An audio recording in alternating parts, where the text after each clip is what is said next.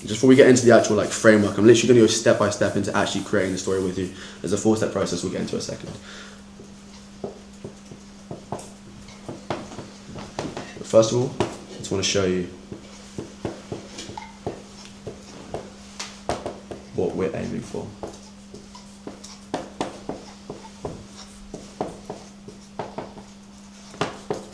Alright, ignore the handwriting and ignore the spelling. This is why I do content and not writing. First of all, the concept of great stories. This is what we're aiming for. The way I define a great story is a story that's retold. A great story is one that's retold. If you can tell such a good fucking story that other people want to go and tell it to other people, your story will live on forever. That is how you get marketing that other people do for you. That's how your content gets shared. That's how your content gets saved. If you can tell such a good fucking story that people can't wait to go and tell someone. When was the last time something crazy happened, you can't wait to phone your parents, your friend, and just tell them, yo, this fucking thing happened, it was fucking crazy, the energy's there. And what the difference is between great stories, the ones that are retold and the ones that are forgotten, is great stories are relived. Bad stories are retold. So this is the difference between like a list of things, like, oh, I woke up this morning, then I went in the pool, then I brushed my teeth, this, then what? It's fucking boring. It's a list of reliving. Sorry, it's a list of retelling. It's a recount of events. It's boring. But when we can make a fucking great story is when we can relive it.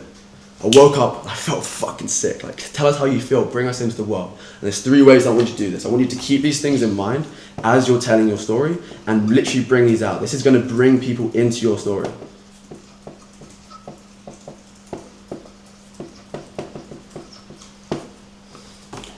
Tell great stories, pack in what happened with details, thoughts, and emotions.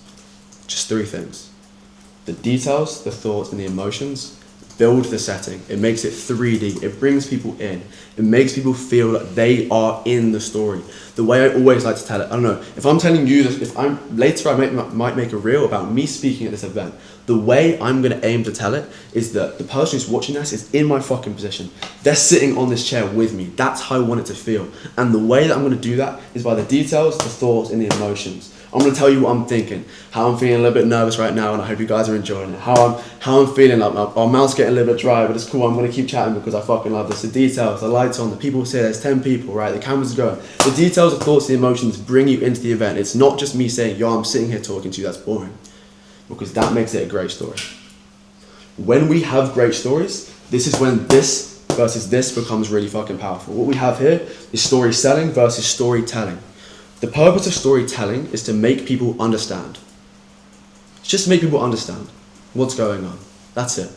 But great story selling is making people feel understood. The purpose of great story selling is to make people feel understood. Because imagine if you're in pain right now, I don't know, if any of you are going through hard things and you're saying things to yourselves, the pain points, the situations that you're in, imagine if someone came up to you and said that they are feeling the exact same things, down to the crazy specific details, the fucking specific thoughts that you said, even the emotions that you're feeling, and they came to you and said, I'm feeling the exact same thing, or I know I was in that exact same situation, you would feel understood. Why would you not trust them? It would be unreasonable to not trust them.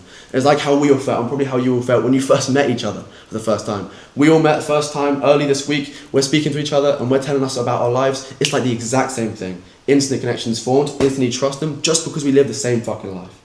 Great story selling makes people feel understood. That should be the intention. Not to speak at them, but speak with them. Bring them into your journey. Got a question? Yeah, so with Reels then, how long should we be spending time on like saying or speaking about the details, the thoughts and emotions? And like how do you know when to like, let's say you're editing like, oh, actually that part of the story isn't needed, although it's still you explaining a thought, emotion or a detail. Because you don't want to be waffling too long on the story, right? That's a great question. Well, you're literally just about getting into that, so I'll write that as a note up here and I'll come back to it, okay? So,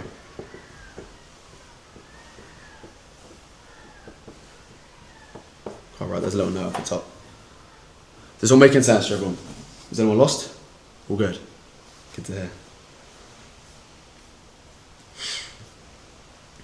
So, now I want to get actually into, brilliant, we know, story selling, it's fucking good. How? That's what I want to get into now.